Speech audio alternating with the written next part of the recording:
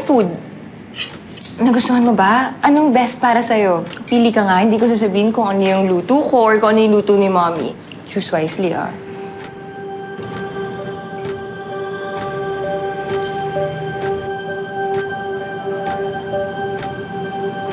Ito.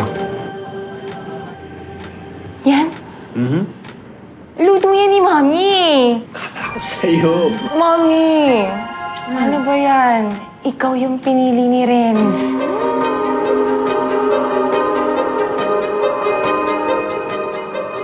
I mean, yung dish mo. Kaselos na ba ako? Magaling po pala kayo magluto, ma'am. Sa inyo nagmana to si Alex.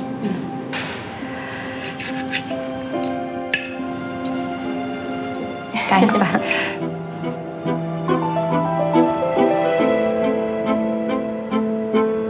Super. Leche flan. Ginawa namin ni Elsie. Sarap. Gusto niyo ba ng kape? Ako na, Mommy. Ako na.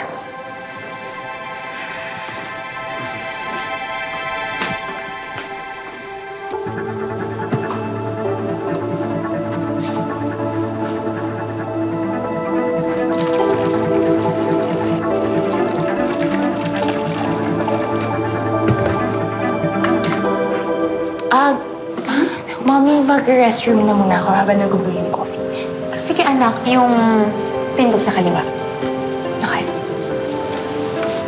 I'll be back, ah. Okay.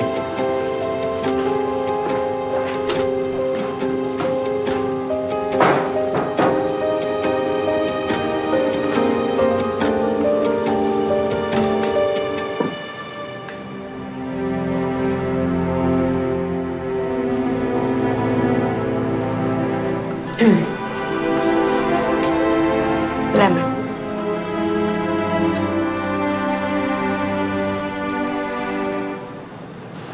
Kamusta ka na pala?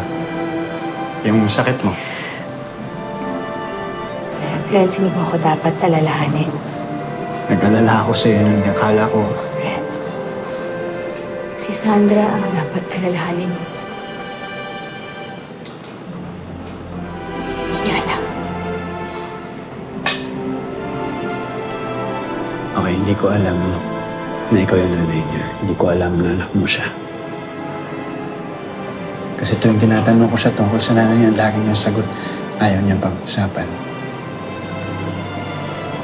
Pero ano, paano kayo nagkita ulit? Paano mo siya nahanap? Hindi na importante yun. Gusto ko ring malaman, Rose. Bakit na parang... Renz. Renz, please.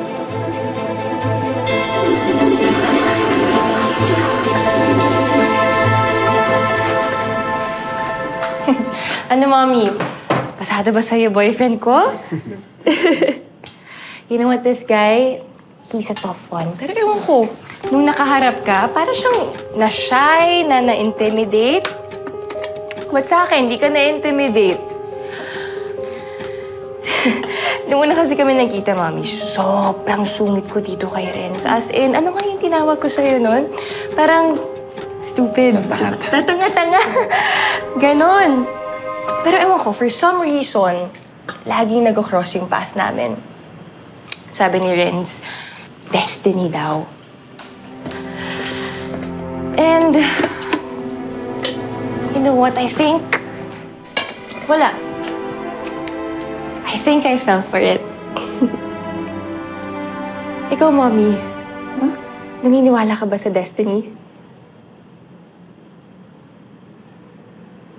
Hindi.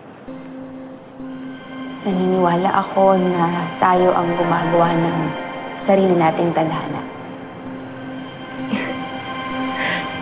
Paano naman naging serious ka bigla, Mommy? Saan galing yun? Masaya lang ako para sa'yo. Ako din, Mommy. Masayang-masaya ako kay Renz.